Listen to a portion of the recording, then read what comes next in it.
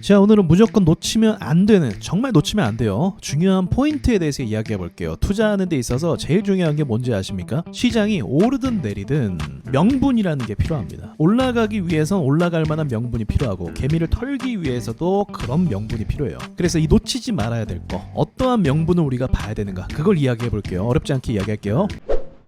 자, 첫 번째는 금리입니다. 여러분, 시장을 계속 괴롭혔던 게 뭐냐면 금리였어요. 대외적인 악재도 분명히 있었죠. 뭐 전쟁이 나기도 하고 무역전쟁도 하면서 여러 가지 마찰들이 많이 있었단 말이죠. 근데 사실은 그 중심 가운데는 금리가 있어요. 환율 문제도 심각하죠. 환율이 왜 폭등하게 됐습니까? 우리나라 환율이 왜 가치가 폭락하게 됐어요?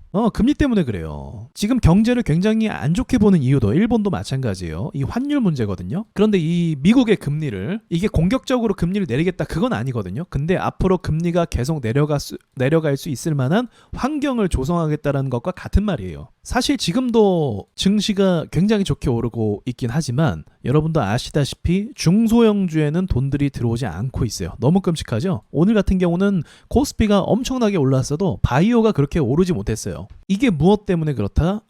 금리의 영향 때문에 계속적으로 돈들이 안전한 곳에만 몰리는 그런 현상이 일어났다고 볼 수가 있습니다. 이게 첫 번째예요. 자, 어제 보시면 삼성바이오로직스가 정말 말도 안 되는 상승이 나왔습니다. 말도 안 되는 초급등이 나왔어요. 삼성바이오로직스는요, 참고로 돈을 정말 잘 법니다. 엄청나게 잘 벌어요. 근데 지금 놀라운 게 뭐냐면, 돈을 잘 버는 섹터 중에 하나가 바이오고 또 잘 버는 섹터 중에 하나가 게임 섹터거든요. 근데 이 두 섹터의 공통점은 뭐냐면, 돈을 아무리 잘 벌고 무슨 호재가 있어도 못 올라가요. 그럼 왜 못 올라가냐? 어제 라이브 방송으로 멤버십 분들과 소통을 했었는데 다름이 아니라 그것 때문에 그런 거예요. 금리 때문인 거예요. 세력들이, 제가 아까 명분이 중요하다고 했죠. 세력들이 공격적인 자산에 돈들이 들어올 수 있을 만한 그런 환경을 아직 조성하지 않고 있는 겁니다. 여러분, 제가 반대로 물어볼게요. 두산 에너빌리티 미친 듯이 오르고 있잖아요. 왜 오르기 시작한 겁니까? 호재는 당연히 누구나 아는 다 호재였고, 왜 오르기 시작한 거예요?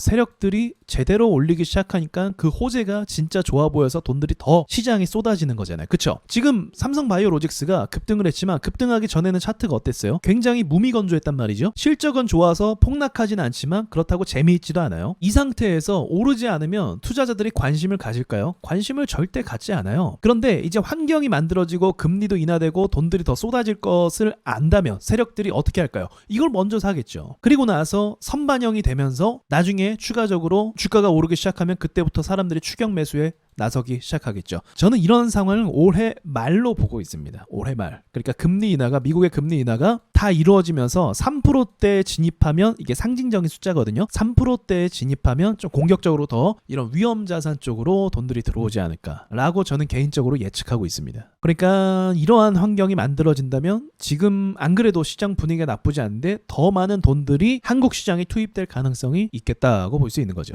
자, 그 다음에 증시가 더 좋아질 만한 명분은 또 뭐가 있어요? 전 이렇게 말씀드릴게요. 휴전입니다. 종전이 아니라 휴전이에요. 전쟁은요, 앞으로 끝날 수가 없어요. 왜냐면 전쟁 비즈니스가 이미 시작이 됐기 때문에 그 기준치가 너무 높아져 버려서 이 전쟁을 통해서 돈을 버는 사람들이 있거든요. 그들의 탐욕에 의해서 저는 전쟁이 멈출 수 없다라고 생각해요. 그러나 휴전은 가능하죠. 휴전은 어느 정도의 긴장감은 유지하지만 그래도 정면적으로 더 부딪히거나 극단적인 상황까지 가는 건 아니거든요. 그래서 앞으로의 이 휴전 흐름으로 좀 바뀔 가능성도 전 없지 않아 있다고 생각합니다. 왜냐하면 전 세계의 경제가 지금 굉장히 힘들어요. 우리나라뿐만이 아니라, 우리나라는 지금 잘 살고 있는 거예요. 사실은 전 세계의 경제가 굉장히 힘듭니다. 근데 그렇지 않아도 힘든데 전쟁을 막 하고 있으니까 어떻게 되겠어요? 방위비를 올리고 방위비의 지출이 많아지고 있단 말이죠. 그렇게 되면서 어떻게 되고 있어요? 투자해야 될 것에 막상 투자를 못하고 있는 현실이 계속 벌어지고 있어요. 그래서 저의 개인적인 예측이지만 각 나라의 수장들이 이 사실을 분명히 알고 있기 때문에 조만간의 평화 무드로 좀 가지 않을까라고 저는 생각하고 있습니다. 만약 그렇게 된다면 이 출발점은 이번에 경주 에이펙이 될 가능성이 있고요. 사실 지금 중국과 미국 간의 대립이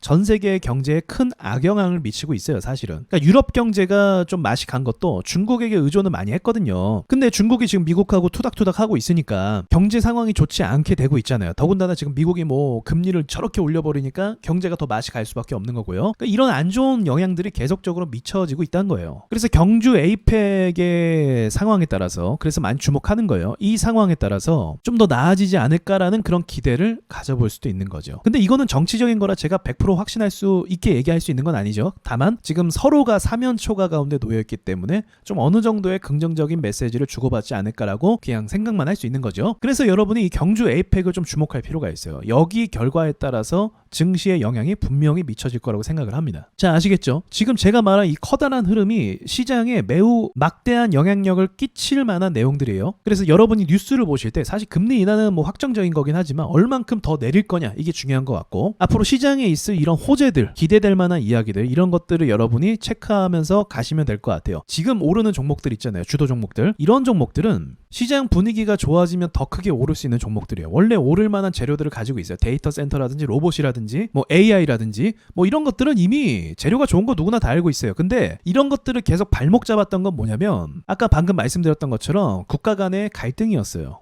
그 부분이 어떻게 해소가 되는지 우리가 지켜보는 관점으로 시작을 보면 될 것 같습니다. 그러니까 막연하게 앞으로 어떻게 될까 이렇게 보는 게 아니라 제가 정확하게 두 개의 점을 찍어드렸잖아요. 휴전과 금리 인하, 이 두 개를 제가 말씀드렸단 말이에요. 사실 이전부터 말씀드렸던 부분이기도 하지만, 그래서 주식을 잘 모른다 해도, 시황을 잘 모른다 해도 이 두 가지 관점을 맞춰서 시장을 바라보시면 될 것 같습니다. 자, 여기까지 말씀드리고 마치도록 할게요.